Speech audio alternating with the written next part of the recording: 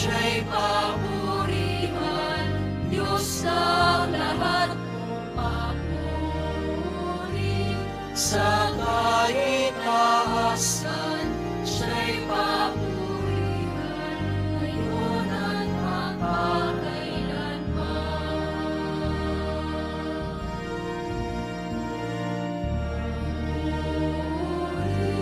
Sa kaitaasan, siya'y papurihan, Diyos ng lahat, papuri. Sa kaitaasan, siya'y papurihan, ngayon at magpakailanman.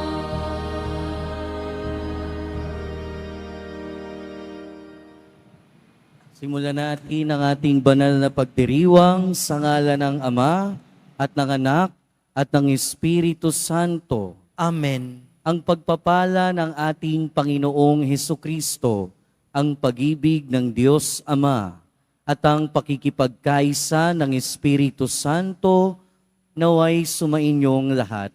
At sumaiyo rin. Mga kapatid, marami ang tumiwalag sa mga tagasunod ni Jesus dahil sa hindi nila matanggap ang sinabi niyang ang kanyang katawan ang magiging pagkain at ang kanyang dugo ang magiging inumin.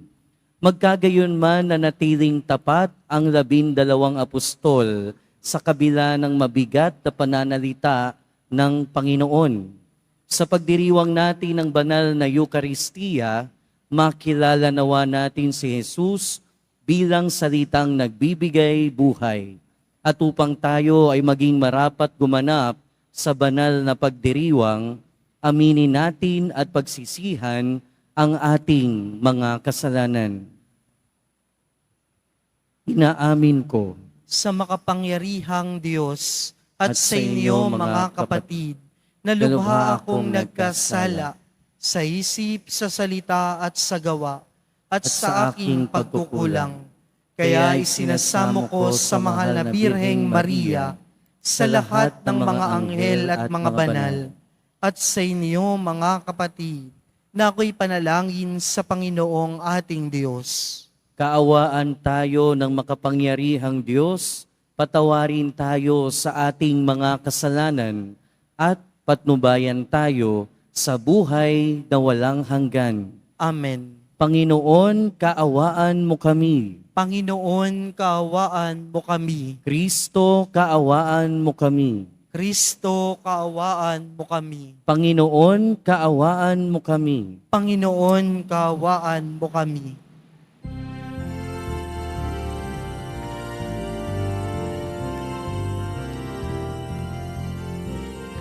Papuri sa Diyos, papuri sa Diyos, papuri sa Diyos sa kaitaasan.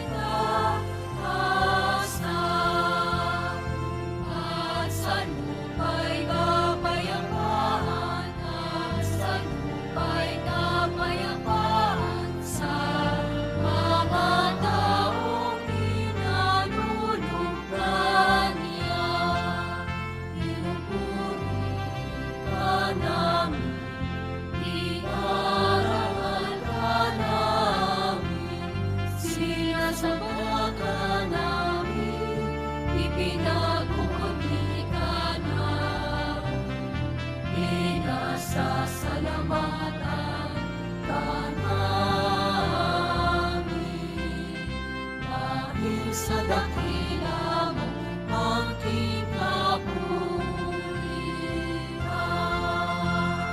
Panginoon Diyos, Hari ng langit, Diyos amang makapangyarihan sa lahat. Panginoong Jesucristo, tugtog ng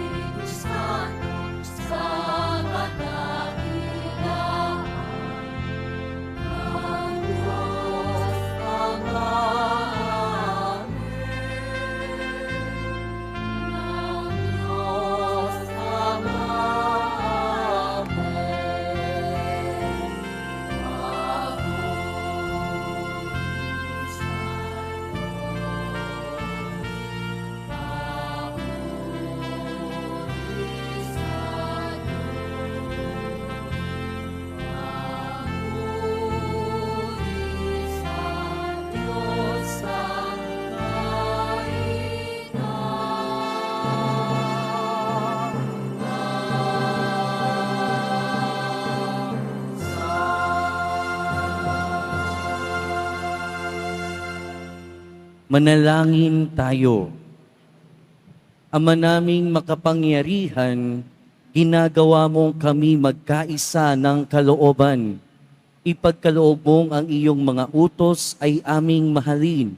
Ang iyong mga pangako ay hangarin naming tanggapin upang sa anumang pagbabago sa paligid namin, manatiling matatag ang aming loobin sa tunay na kasiyahang matatagpuan sa iyong piling sa pamamagitan ni Hesukristo kasama ng Espiritu Santo, magpasawalang hanggan. Amen. Magsiupo po muna ang lahat.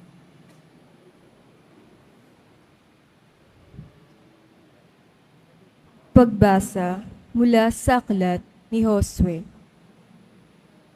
Noong mga araw na iyon, tinipon ni Josue sa Sikem ang lahat ng lipid. Pagkatapos, tinawag niya ang matatanda, ang mga hukom, ang mga pinuno at mga tagapangasiwa sa Israel, at sila'y humarap sa Panginoon. Sinabi niya, "Kung ayaw ninyong maglingkod sa Panginoon, sabihin ninyo kung kanino kayo maglilingkod.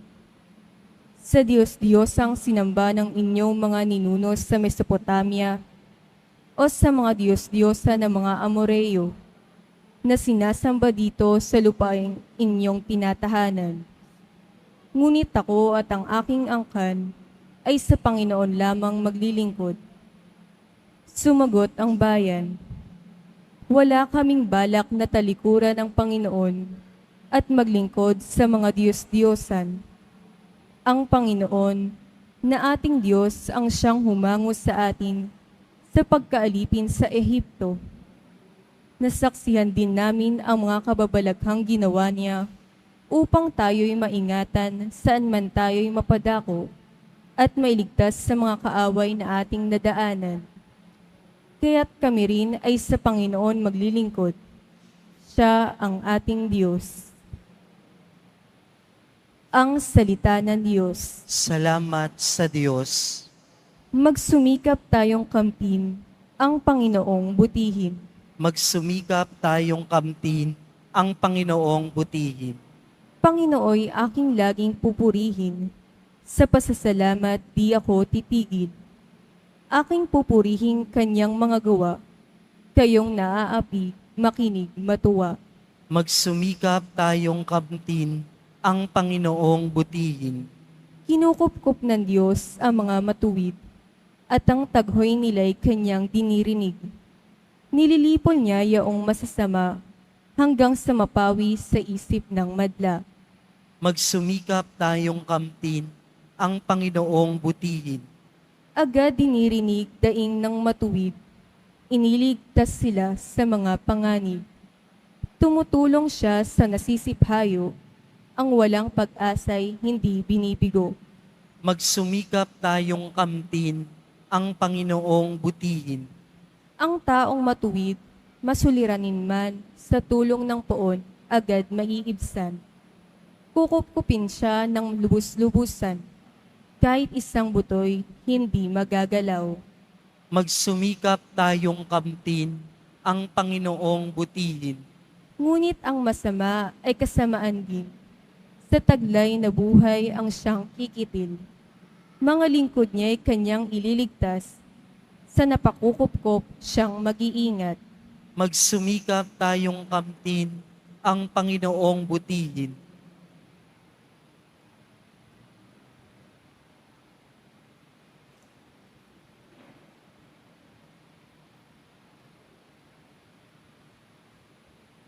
Pagbasa mula sa sulat ni Apostol San Pablo sa mga taga-Efeso.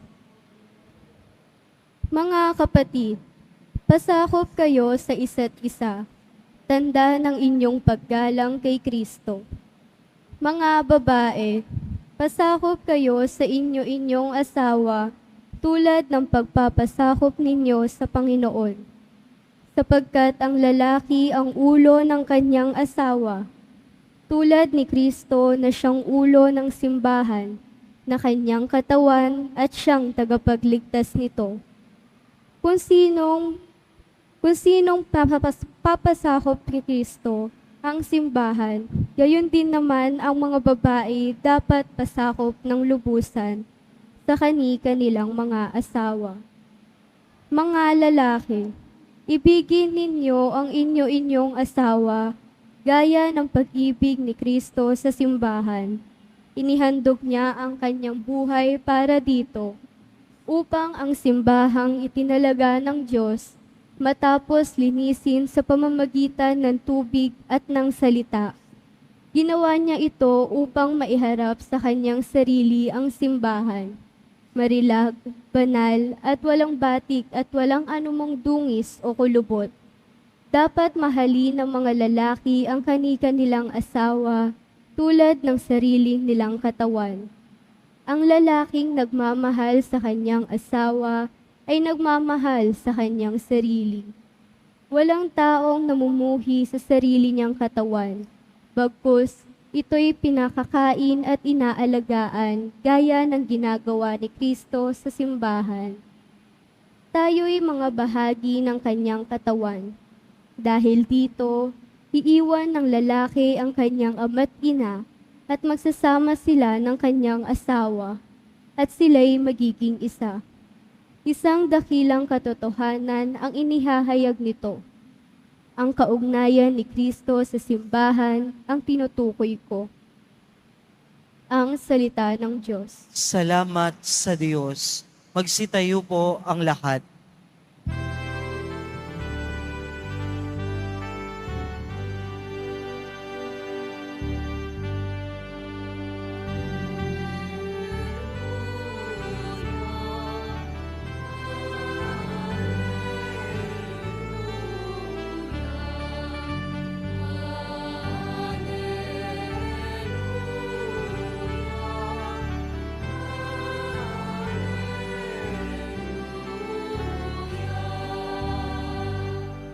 Espiritu bumubuhay,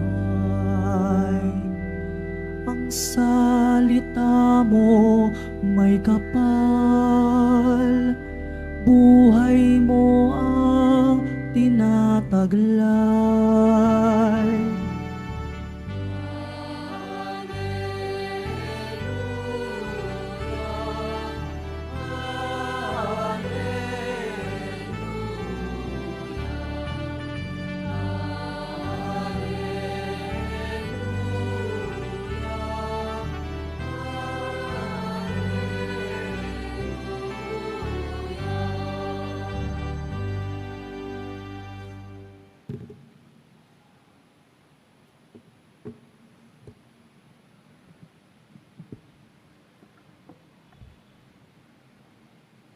Sumainyo ang Panginoon, At sumaiyo rin ang mabuting balita ng Panginoon ayon kay San Juan. papuri sa iyo, Panginoon.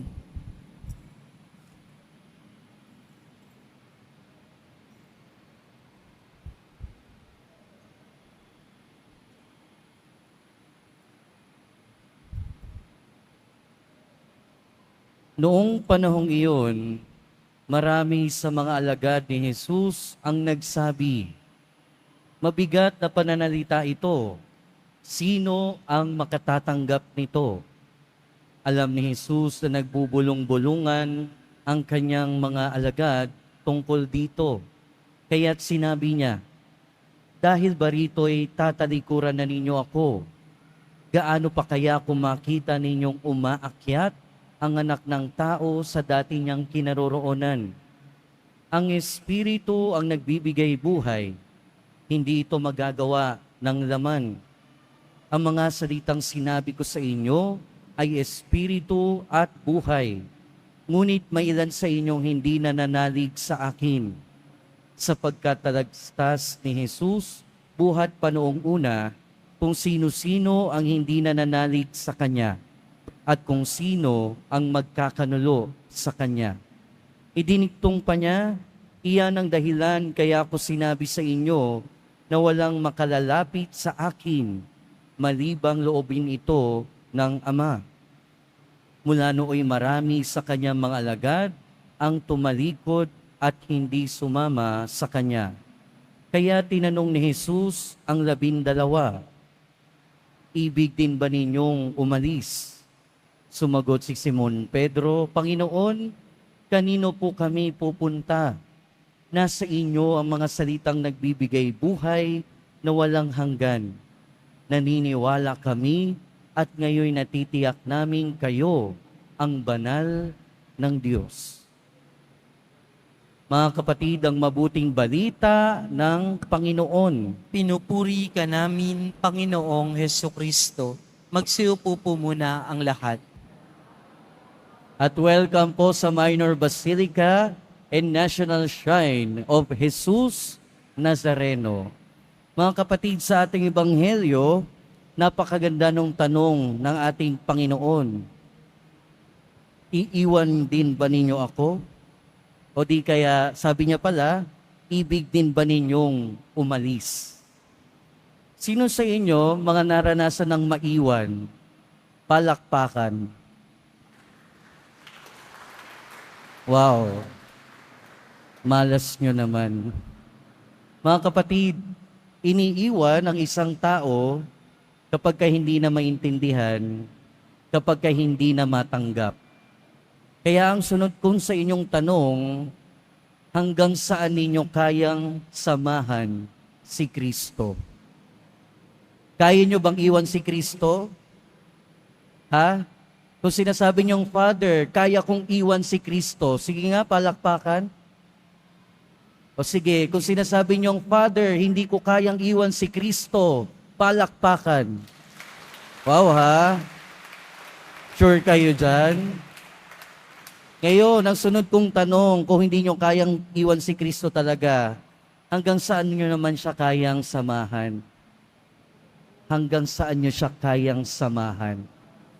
Mga kapatid, nasa ika-6 na linggo na tayo at katapusan na ng diskurso tungkol sa tinapay na nagbibigay buhay. Ibig sabihin, umabot ng 6 na linggo ang pinag-uusapan natin tungkol sa katawan at dugo ng ating Panginoong Hesukristo. Walang iba kundi ang Eucharistia. At ayon sa dokumento ng Vatican, sa turo ng simbahan, ang Eucharistia ang bukal at rurok ng Kristiyanong pamumuhay. So ibig sabihin, kaya umabot tayo ng 6 na linggo na pinag-uusapan ng tinapay ng buhay, iisa lang yung dahilan. Dahil ang misa, ang Eucharistia, ang pinakamahalaga sa lahat. Ito ang sentro ng ating buhay. Meron tayong kasabihan sa hinaba-haba ng prosesyon, sa simbahan din ang tuloy. Dahil nasa simbahan ang misa. Pero ang nangyayari ngayon, ang problema, minsan hanggang prosesyon na lang tayo. Minsan hanggang prosesyon na lang tayo, wala na yung misa. At kung ganon, minsan hanggang rosaryo, minsan hanggang dasal na lang, nawawala na yung misa. At kung ganon, wala tayong pinagkaiba doon sa mga Hudyo sa ating Ebanghelyo. Kung susundan natin pabalik yung pagbasa, nagsimula pa ito nung pinakain ng ating Panginoon, yung 5,000. At mula doon, sumunod yung mga tao sa Kanya kahit saan siya magpunta. At doon, maraming nakinig sa Kanya. Doon, maraming humanga sa Kanya. Doon, maraming sumunod sa Kanya. Para ding prosesyon. Hanggang sa makarating siya sa mga sandaling ito. Pero dito sa ating Ebanghelyo, dito na nagkaalaman. Dito na nagkabukingan. Dahil sa sinabi ng ating Panginoon na inumin ang aking dugo at kanin ang aking laman, anong sabi ng mga tao? Mabigat ang pananalitang ito. Paano natin matatanggap ito? In other words, hanggang doon lang nila kayang samahan ang ating Panginoong Hesukristo. Sayang, dahil nung pinakain sila, ni Kristo, nandoon sila. Nung pumunta sa iba't ibang lugar si Kristo, nandoon sila. Nung nagsalita si Kristo, nakinig sila. Pero nung ibibigay na ng ating Panginoon ang pinakamahalaga sa lahat, ang kanyang katawan, ang tinapay na nagbibigay ng buhay, wala na sila. Sayang, na-miss out nila yung pinaka-importante. At mas lalong sayang dahil parang nabaliwala lahat ng effort nila. Mga kapatid, ang hamon sa atin ng ating mga pagbasa ngayon ay pananatili. Pananatili. Kaya ngayon tanong ko sa inyo kanina, hanggang saan mo ba kayang samahan ng ating Panginoon? Hanggang prosesyon lang ba? Hanggang debosyon lang ba? Hanggang rosaryo lang ba?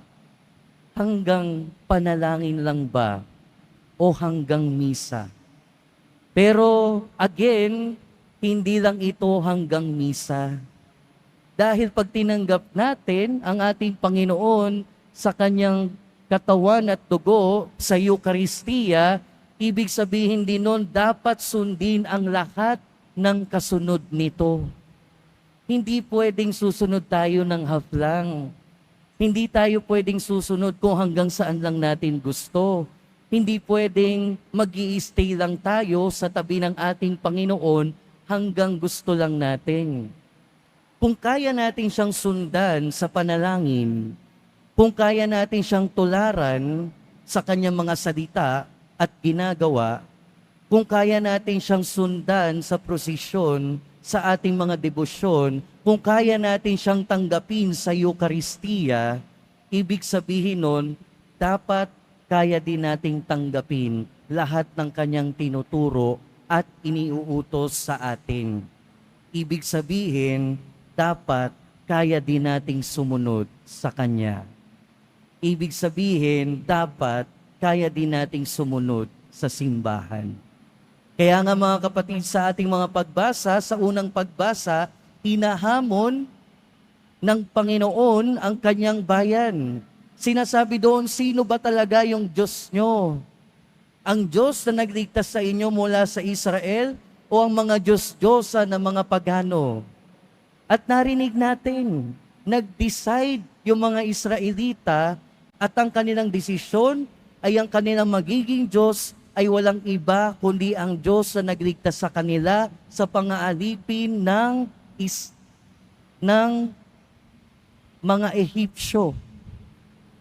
Sa tuwing tatanggapin natin ang katawan at dugo ni Kristo, ito rin ay pagdedesisyon ng pananampalataya.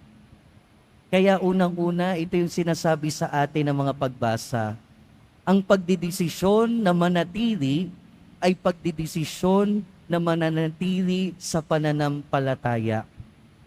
Pananampalataya sa pagtanggap ng katawan at dugo ng ating Panginoong Hesukristo.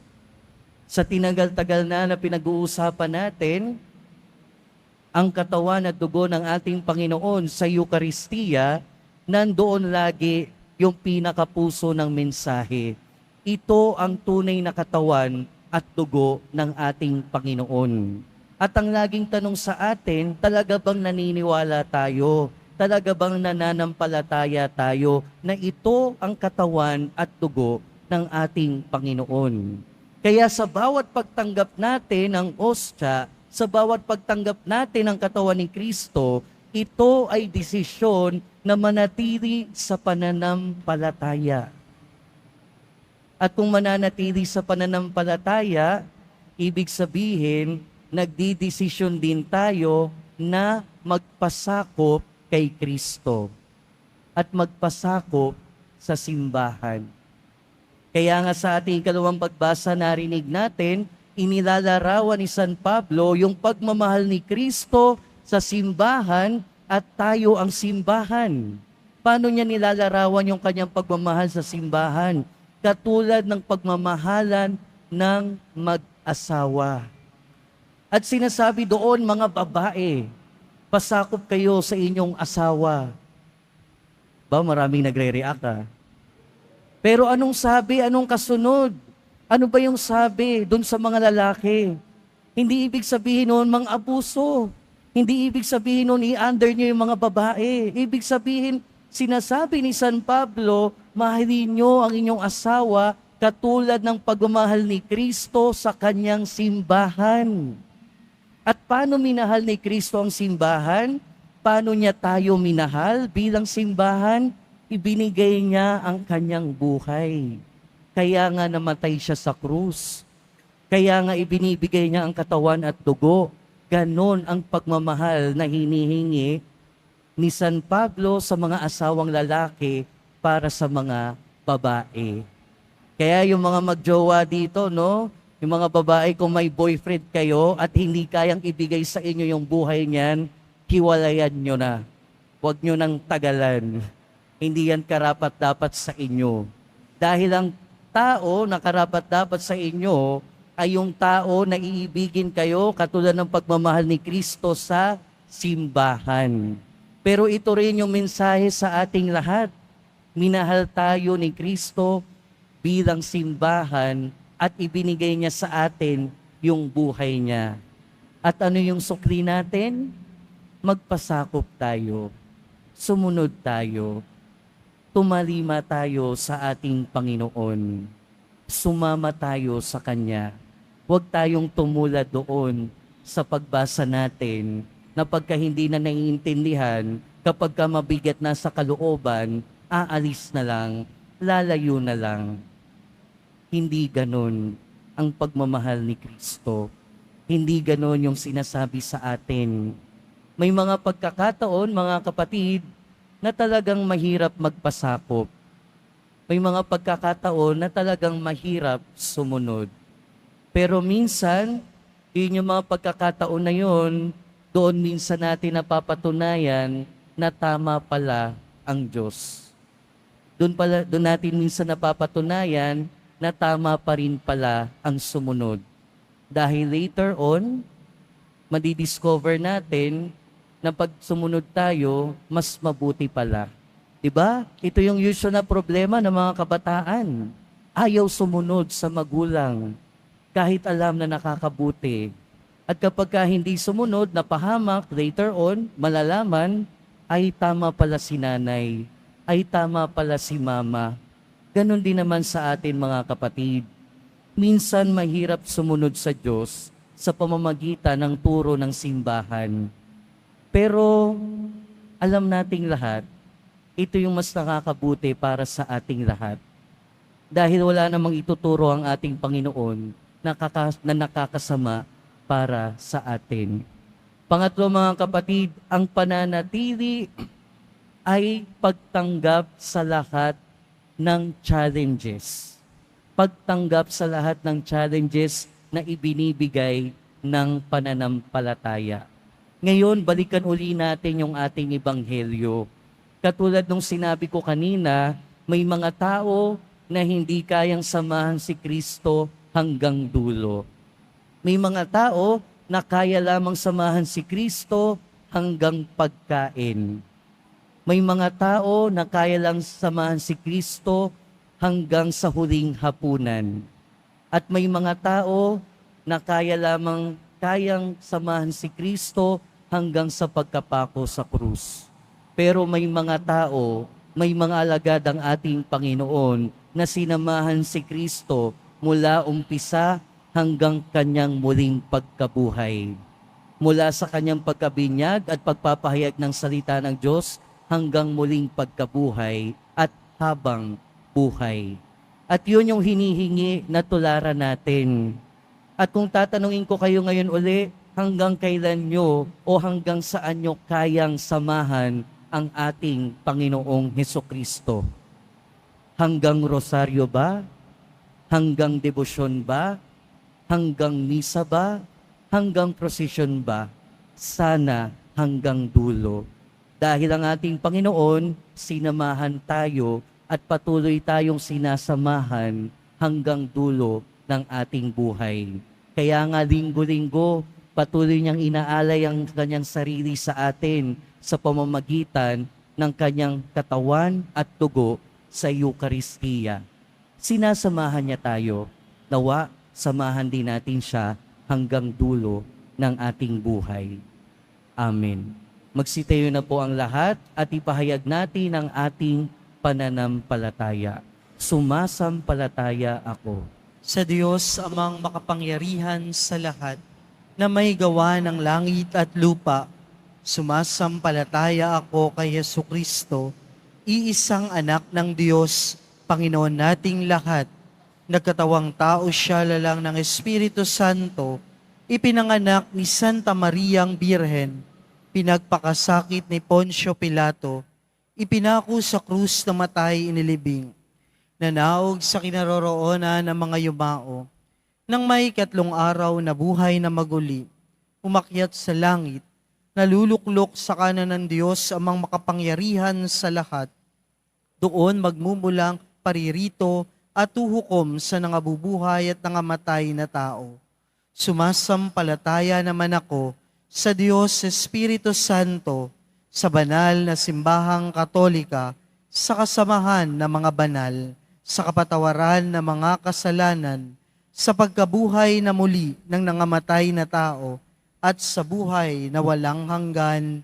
Amen. Mga minamahal kong kapatid, manalangin tayo sa Diyos nating Ama upang maging matatag tayo sa ating pananampalataya. Siya nawa ang maging matibay na sandigan natin sa pagharap sa mga pagsubok at hirap ng buhay. Manalangin tayo, Panginoon, dinggin mo kami. Panginoon, dinggin mo kami.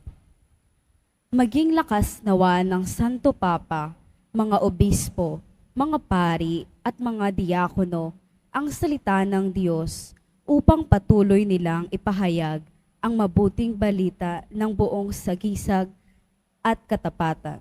Manalangin tayo. Panginoon, dinggin mo kami. Manalig nawa kay Jesus, ang salitang nagbibigay buhay, ang mga namumuno sa ating bayan, at huwag silang masilaw sa kayamanan at kapangyarihan. Manalangin tayo. Panginoon, dinggin mo kami. Gabayan mo nawa ang mga guro't katikista at silang mga patuloy na nagtuturo ng mabuting asal at pananalig sa iyo. O Diyos, bigyan mo sila ng lakas ng loob upang masalamin din nila ang bawat mabuting kanilang itinuturo't ibinabahagi. Manalangin tayo. Panginoon, dinggin mo kami. Huwag nawang panghinaan ng loob ang mga pamilyang may alitan at nagkawatak-watak at matuto silang magsakripisyo at magpakumbaba upang maibalik nila ang magandang ugnayan sa isa't isa. Manalangin tayo. Panginoon, dinggin mo kami. Tanggapin nawa sa kaharian ng Diyos ang mga kapatid nating namayapa upang sila'y magkamit ng walang hanggang kagalakan at kapayapaan. Manalangin tayo.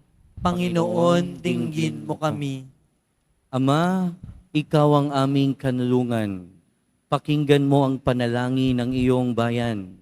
Tanggapin mo kami at panatilihin mo sa iyong pag-ibig sa pamamagitan ni Kristo na aming Panginoon. Amen. Magsiupo po muna ang lahat.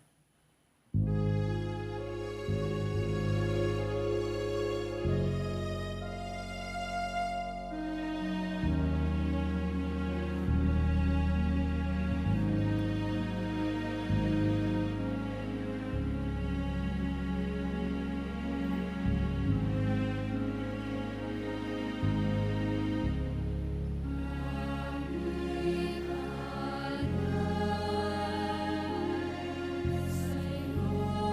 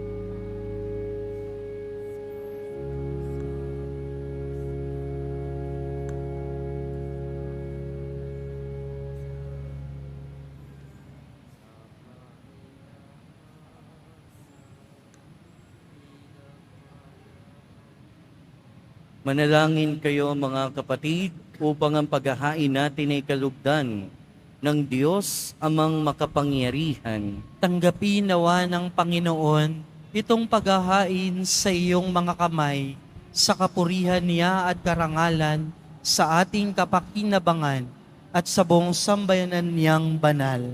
Ama naming lumikha, pinagkamit mo kami ng iyong pagkupkop, pakundangan sa isang pampalagiang paghahandog, kaya't sa iyong sambayanan ay iyong ipagkakaloob ang pagkakaisa at kapayapaang nagbubuklod, bunga ng aming mga alay na iyong ikinalulugod sa pamamagitan ni Jesucristo kasama ng Espiritu Santo, magpasawalang hanggan. Amen. Sumainyo ang Panginoon. At sumaiyo rin, Itaas sa Diyos ang inyong puso at diwa. itinaasa namin sa Panginoon. Pasalamatan natin ang Panginoong ating Diyos. Marapat na siya ay pasalamatan. Ama naming makapangyarihan, tunay ngang marapat na ikaw ay aming pasalamatan sa pamamagitan ni Jesucristo na aming Panginoon. Lubhang nabagbag ang kanyang loob sa pagkakamali ng tao sa sansinukob. Kaya't minabuti niyang siya'y ipanganak ng birheng bukod mong pinagpala sa babaing lahat. Sa labi ng imbing kamatayan, kami ay inagaw ng namatay mong anak. Sa pagkabuhay niya, kami kanyang binuhay upang kaugnayan namin sa iyo ay huwag magwakas.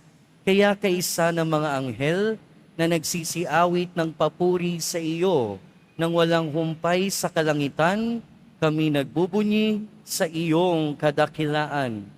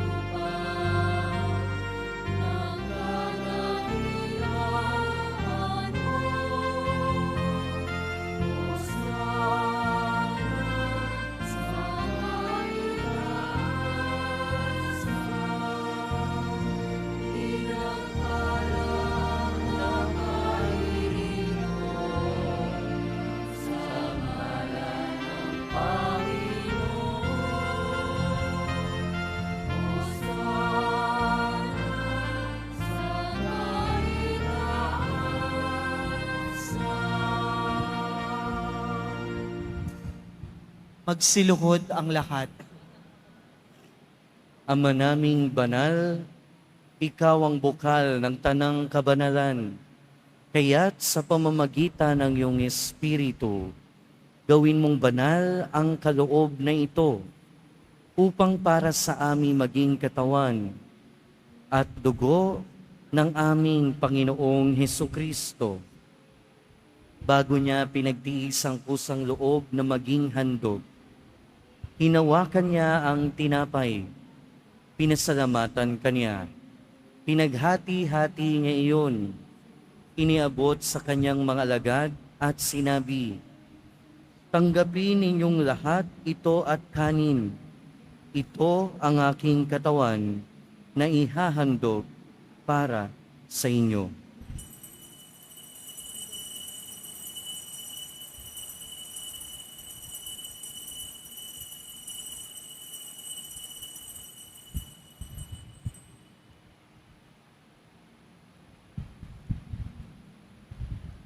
Gayun din naman noong matapos ang hapunan, hinawakan niya ang kalis. Muli kanyang pinasalamatan. Iniabot niya ang kalis sa kanyang mga alagad at sinabi, "Tanggapin ninyong lahat ito at inumin. Ito ang kalis ng aking dugo, ng bago at walang hanggang tipan. Ang aking dugo na ibubuhos para sa inyo at para sa lahat, sa ikapagpapatawad ng mga kasalanan. Gawin ninyo ito sa pag-alala sa akin."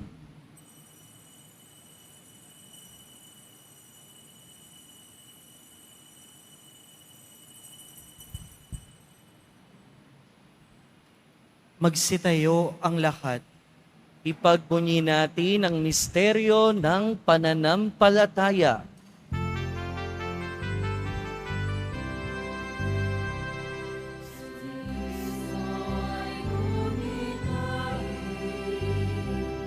Sarili ay inihain,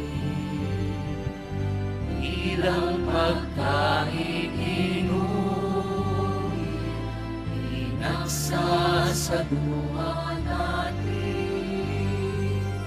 hanggang sa siya'y dumating, hanggang sa siya'y dumating.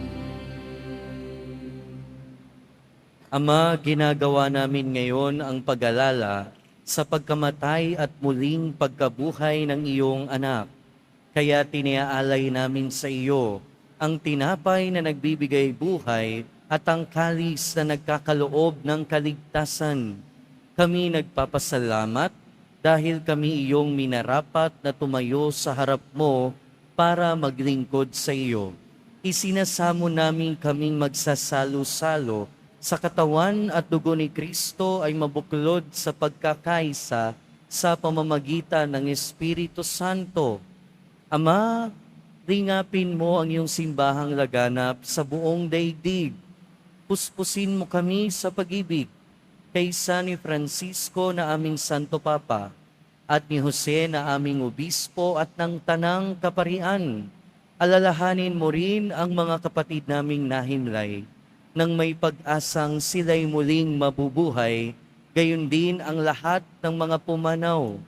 Kaawaan mo sila at patuloyin sa iyong kaliwanagan. Kaawaan mo at pagindapating kaming lahat na makasalo sa iyong buhay na walang wakas, kaysa ng mahal na Birheng Maria na ina ng Diyos, ng kabiyak ng puso niya si San Jose, kaysa ng mga apostol, ni San Juan Bautista at ng lahat ng mga banal na namuhay dito sa daigdig ng kalugod-lugod sa iyo.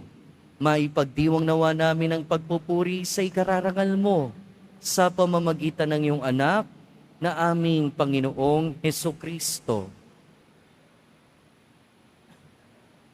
Sa pamamagitan ni Kristo, kasama niya at sa Kanya, ang lahat ng parangal at papuri ay sa iyo, Diyos amang makapangyarihan, kasama ng Espiritu Santo, magpasawalang hanggan.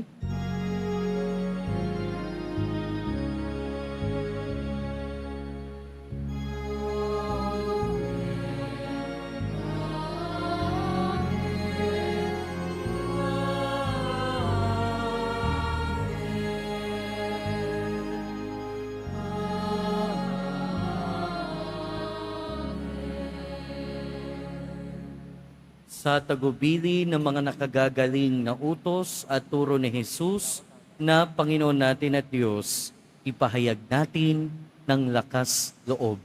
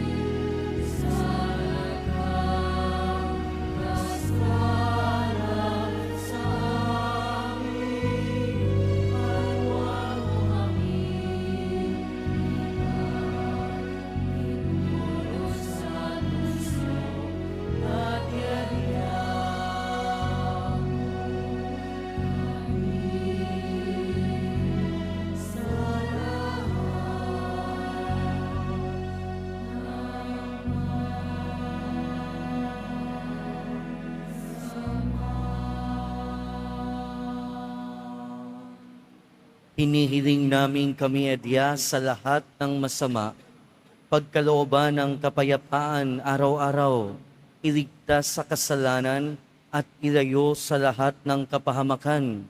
Samantalang aming pinananabikan ang dakilang araw ng pagpapahayag ng tagapagligtas namin si Heso Kristo. Sapagkat iyo ang kaharian at ang kapangyarihan at ang kapurihan, magpakailanman. Amen. Panginoong Heso Kristo, sinabi mo sa iyong mga apostol, kapayapaan ang iniiwan ko sa inyo, ang aking kapayapaan ang ibinibigay ko sa inyo. Tunghayan mo ang aming pananampalataya at huwag ang aming pagkakasala.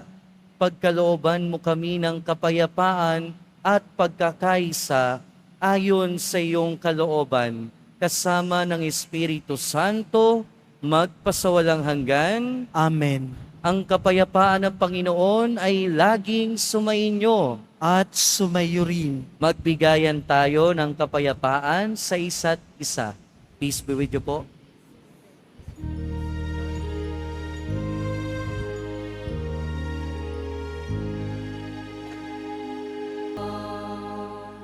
Magsiluhod po ang lahat. Ito ang kordero ng Diyos. Ito ang nag-aalis ng kasalanan ng sanlibutan. Mapalad ang mga inaanyayahan sa kanyang piging.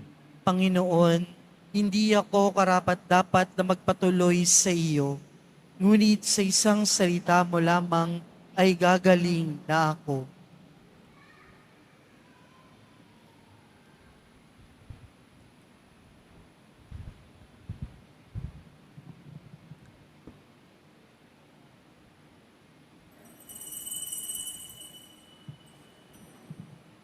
Para sa lahat ng tatanggap ng banal na komunyon, sasagot po tayo ng amen pagkasabi ng pari o ng lay minister na katawan ni Kristo at isubo agad sa bibig bago umalis sa harapan ng pari o lay minister. Sumunod po tayo.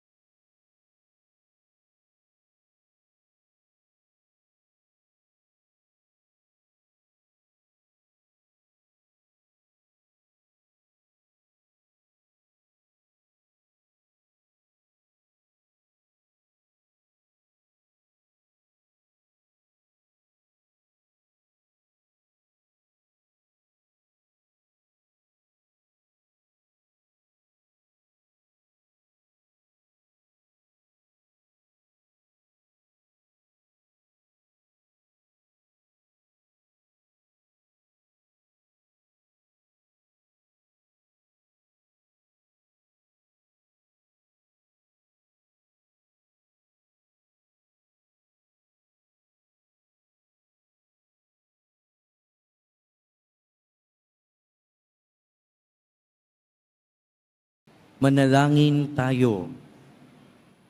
Ama naming mapagmahal, lubusin mo sa amin ang kagalingang bigay ng iyong pag-ibig na ngayoy ipinagdiriwang at kami naway magkaroon ng ganap na kaunlaran upang sa lahat ng aming pinagkakaabalahan, ikaw ay aming mabigyang kasiyahan sa pamamagitan ni Jesucristo kasama ng Espiritu Santo, magpasawalang hanggan. Amen. Sumainyo ang Panginoon. At sumayo rin. Pagbabasbas, mahal na poong Jesus Nazareno, inihayag mo sa pamamagitan ng krus ang walang maliw na pag-ibig ng Diyos sa sangkatauhan. Pakinggan mo ang kahilingan ng iyong angkan na nagsusumamo sa iyo. Makamtanawa nila ang iyong katugunan at tanggapin ang kasagutan na may utang na loob na tinatanaw. Sa pamamagitan ng bendisyon na ito, naway maalala nila ang mga pangako nila noon sa binyag, na ikaw ay kanilang iibigin at paglilingkuran bilang Panginoon magpasawalang hanggan. Amen. At pagpalain kayo ng makapangyarihan at mahabaging Diyos, Ama, Anak, at Espiritu Santo. Amen. Humayo kayong taglayang kapayapaan ng Poong Jesus Nazareno. Salamat sa Diyos.